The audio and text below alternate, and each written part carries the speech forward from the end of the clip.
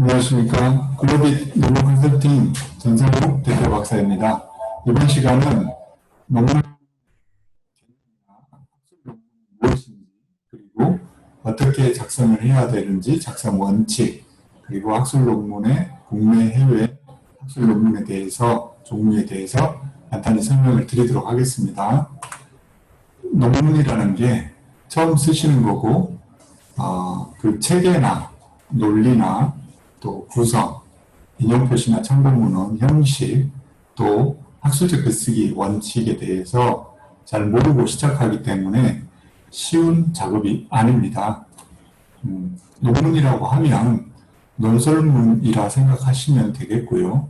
학문적 연구 결과나 문제제기, 의견, 주장 등을 이제 내 주장을 자의적으로 주장해서는 안 될 것이고, 이론적 분석 틀에 맞춰서 객관적이고 논리적인 그 검증을 해야 되기 때문에 이론적 근거를 제시해서 검증을 하고 주장을 하는 논설문의 일종입니다.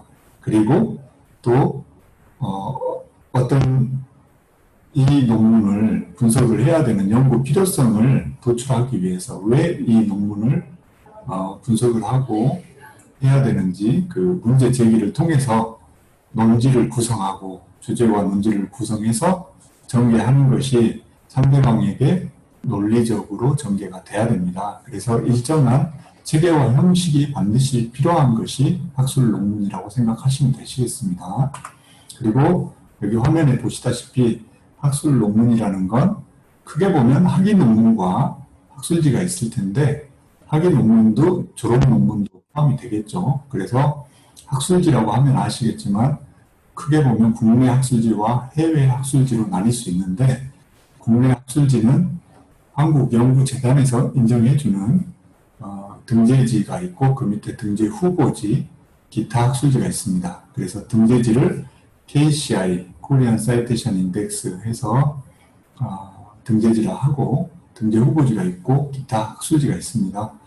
보통 국내 대학원에서 박사 논문을 쓰기 전에 요즘에는 학술지를 요구하고 있습니다. 그래서 거기에 최소 등재 후보지, 일반적으로 학교마다 조금씩 다르지만 등재 후보지 이상을 통과시켜 오기를 원할 겁니다.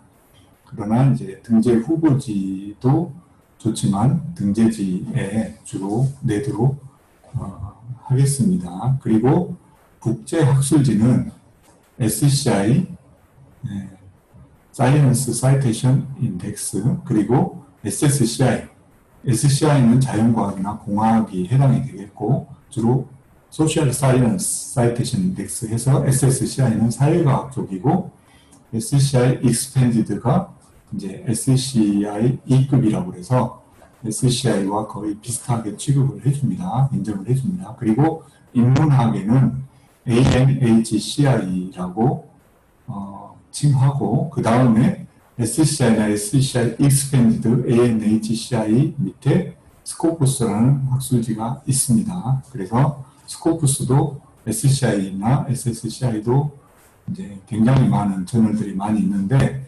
분야별로 우리 전공에 맞는 저널에 SCI라는 건 전공에 맞는 저널에 무조건 내는 게 아니라 그 받아주는 테마를 잘 검색을 해서 적합한 학술지에 제출을 하셔야 됩니다. 그리고 학위 논문은 학사 논문, 석사 논문, 박사 논문 이렇게 나뉠 수 있습니다. 그리고 논문을 작성하실 때는 작성 원칙이 몇 가지가 있겠죠. 서두에 말씀드렸다시피 논문이라는 건 논리가 있어야 되고 체계 구성 형식, 글쓰기 원칙이 틀에 맞게 작성이 돼야 되는데, 그러기 위해서는 기존 선행연구 논문 주제와 똑같은 주제를 잡아서 독창성과 차별성이 없으면 논문이라고 보기가 어렵습니다. 그렇다고 해서 남들이 안 한 독창성과 차별성이라고 하면 지도를 하다 보면 처음 하시는 분들이 오해를 하는 게, 남들이 전혀 취급하지 않은 주제를 새롭게 내가 독창적으로 잡아보겠다. 그런 게 독창성, 차별성이 아닙니다. 기존 논문에서 학술적 컨트리뷰션이 있게끔 조금 범위를 좁혀서 깊이 있게 탐구를 한다든가 분석을 해본다든가 아니면 기존의 선행연구에서 좀 다른 관점에서 다각적인 분석을 해서 학술적 그 의의가 도출되도록 이렇게 하는 것을 독창성과 차별성이라고 생각하시면 되겠습니다.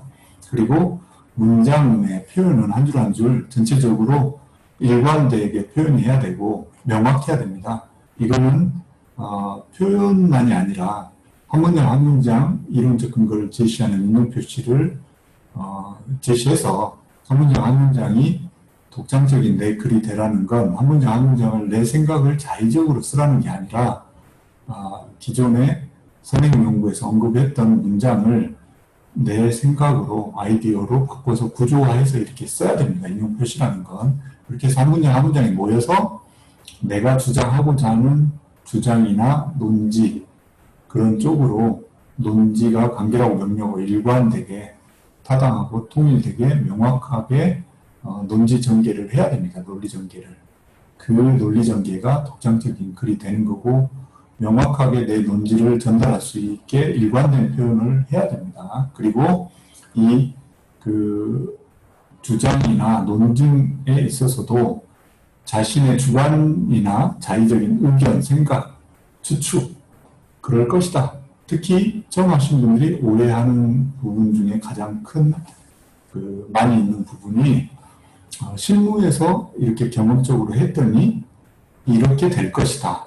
그걸 사전에 먼저 선입견을 가지고 결론을 가지고 그쪽으로 뭐 통계 분석을 한달지 아니면 다른 질적 분석 이런 분석이나 논증을 통해서 그 결과로 거의 꿰맞추는 식으로 이렇게 유도를 하려고 하는 추측성 주장이 많이 있습니다.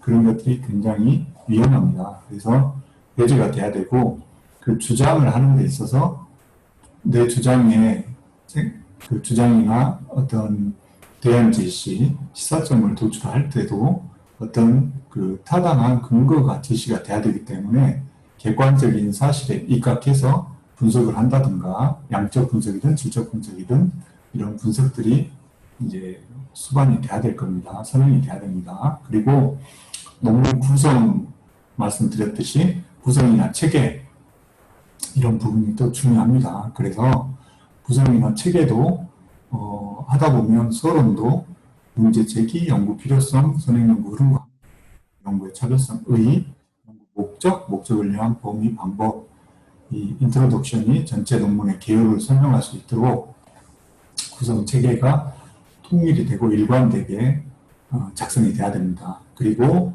문장, 한 문장 한 문장도 아까 말씀드렸다시피 이제 문맥 흐름뿐만 아니라 학술적 글쓰기 원칙과 좀 연관이 되는 말씀이긴 한데 문장 그 글쓰기도 시제, 화법, 그 다음에 한 문장에서 직접하고 간접하고 혼용한다든가 수동형, 능동형 혼용한다든가 주어, 수로, 호응 관계가 불일치한다든가 시제, 화법이 불일치한다든가 이런 형식적인 부분이 통일돼야 됩니다. 이런 것들이 아카데믹 라이팅, 학술적 글쓰기 원칙에 해당이 됩니다. 그래서 이런 작성 원칙에 의거해서 논문을 작성하셔야 되는 겁니다. 감사합니다.